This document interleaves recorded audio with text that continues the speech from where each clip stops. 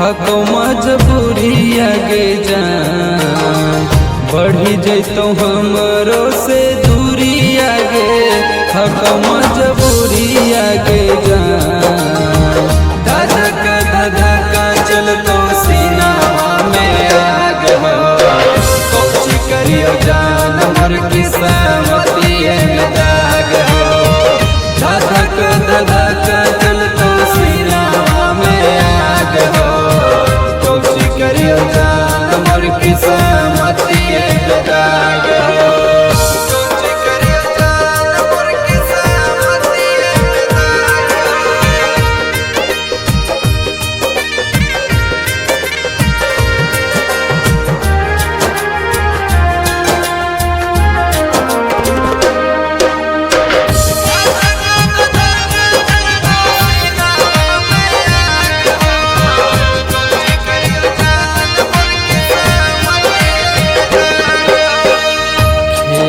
विधाता के है नहीं तोर दोष गे होके विवास नहीं अपने तू कोस गे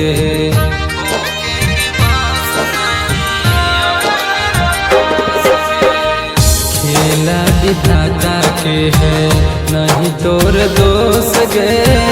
होके विवास नहीं अपने तू कोस गे फुट फुट के काने नहीं फूटल हमर दाग हो कोची करियो जान मोर किस्मती में दाग हो धधक धधक चलतो सीना में आग हो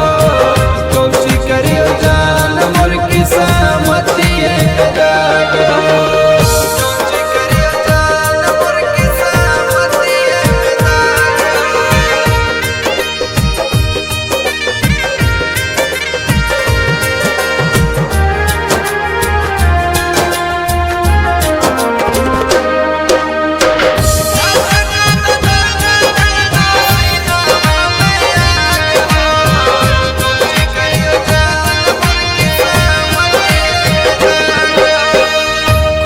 खुशी रही है जान पियावा के प्यार में कबो कबो मिले अइबो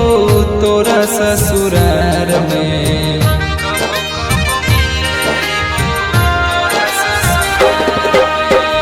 खुशी खुशी रही है जान पियावा के प्यार में कबो कबो मिले अइबो